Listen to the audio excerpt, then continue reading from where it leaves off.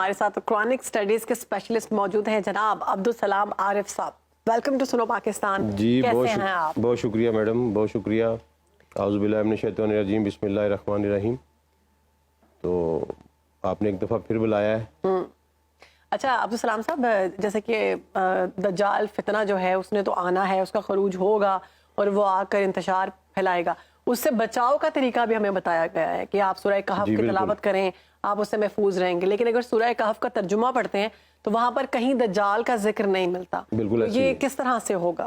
دیکھیں، پچھلے پروگرامز میں جو ہم نے کیا اور ابھی آپ نے بھی جو حدیث بیان کی، اس سے یہ بات تو واضح ہے کہ نبی صلی اللہ علیہ وسلم نے دجال سے بچنے کا جو طریقہ بتایا ہے وہ صرف سورہ کہف ہے. اپنی امت کو اس کی نشانیاں بتائیں، اور ایک حدیث نہیں ہے، اس پہ بے تحاشا حدیث ہے. اور کہیں کہا گیا کہ پہلی 10 آیات، کہیں آخری 10 آیات، کہیں پوری سورہ. لیکن دجال سے بچنے کی سورہ یا نسخہ جو ہے نا وہ ایک ہی ہے، وہ سورہ کہف ہے. اب ہم دیکھ لیتے ہیں کہ سورہ کہف میں واقعی دجال کا نام نہیں ہے. لیکن سب سے پہلے ہم یہ دیکھتے ہیں کہ سورہ کہف نازل کیوں ہوئی. قرآن کی یہ ایک ایسی صورت ہے جس کا شان نزول بھی بڑا انوکھا اور بڑا عجیب ہے. اچھا. جب نبی صلی اللہ علیہ وسلم کی دعوت مکہ میں پھیل رہی تھی تو کفار مکہ جو تھے ان کو پریشانی ہوئی کہ اس کو روکیں کیسے. تو انہوں نے ایک وفد بنا کے نضر بن حارث اور عقبہ بن ابی معیط، 2 بڑے سردار تھے مکہ کے، ان کی قیادت میں ایک وفد بنا کے مدینہ کے یہودیوں کے پاس بھیجا. کیوں بھیجا مدینہ کے یہودیوں کے پاس؟ اس لیے کہ جب نبی صلی اللہ علیہ وسلم کی پیدائش سے 500 سال پہلے یہودیوں کو نکال دیا گیا یروشلم سے، تو رومنز نے نکال دیا، تو وہ ڈائسپورا شروع ہو گیا ان کا، وہ بکھر گئے دنیا میں. اور ان کا جو ریلیجیس انٹیلیجنسیا تھا نا وہ مدینہ میں آ کے سیٹل ہوا. اچھا. اس دور میں جو یہود کا سب سے بڑا ریلیجیس اسکالرشپ تھا وہ مدینہ کے گرد و نواح میں رہتا تھا. تو انہوں نے اس لیے بھیجا کہ ان لوگوں سے انہوں نے جا کے پوچھا کہ بھائی ہمارے ہاں ایک بندہ آیا، اس نے نبوت کا دعویٰ کیا ہے، تم اہل کتاب ہو، تمہارے پاس کتابیں ہیں، تمہارے گھروں میں نبی آتے رہے، ہمیں بتاؤ اس بات کو یہاں اس سے نپٹے کیسے، یا یہ بتاؤ کہ یہ سچا ہے کہ جھوٹا ہے.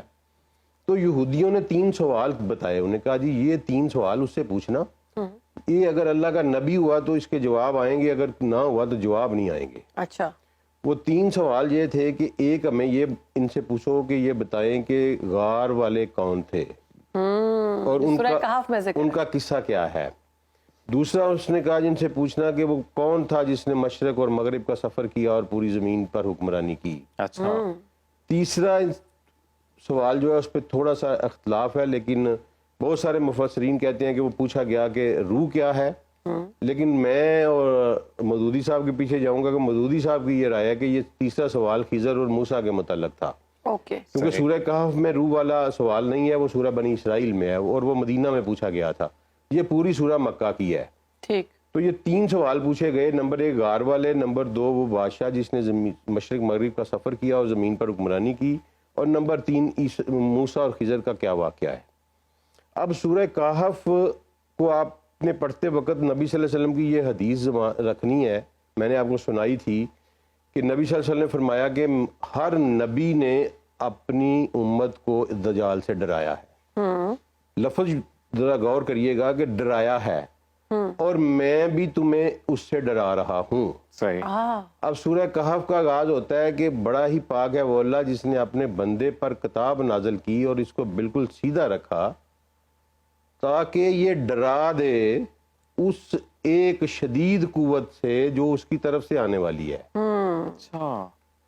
اب وہ نبی صلی اللہ علیہ وسلم کے الفاظ دیکھیں کہ ڈرایا تھا. قوت پھر دجال ہی ہے فتنہ. وہ شدید قوت وہ دجال ہے. یہ مفسرین نے کہا ہے جی دجال کا ذکر نہیں، لیکن یہ دجال کا واضح اشارہ موجود ہے.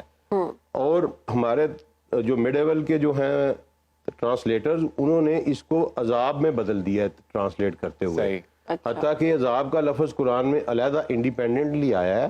یہاں لفظ باسن شدیدن کا لفظ یوز ہوا ہے، اور یہی لفظ باسن شدیدن سورہ حدید میں بھی یوز ہوا ہے لوہے کے لیے بھی.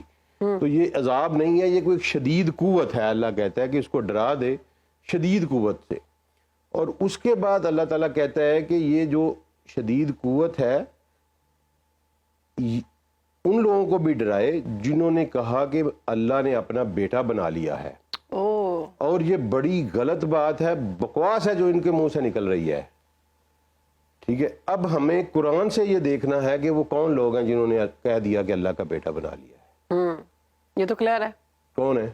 کرسچنز. نو, یہی تو غلط فہمی ہے نا. Not only the Christians, Jews بھی ہیں. جیوز بھی ہیں. جی جی. قرآن سورہ توبہ آیت نمبر 30 میں واضح طور پر کہہ رہا ہے کہ یہود کہتے ہیں کہ عزیر اللہ کا بیٹا ہے, جی جی بالکل, اور عیسائی کہتے ہیں کہ مسیح اللہ کا بیٹا ہے. جی, اور وہاں تو اللہ نے بڑے جلال سے کہا کہ اللہ ان کو قتل کرے, یہ بڑی بکواس کر رہے ہیں.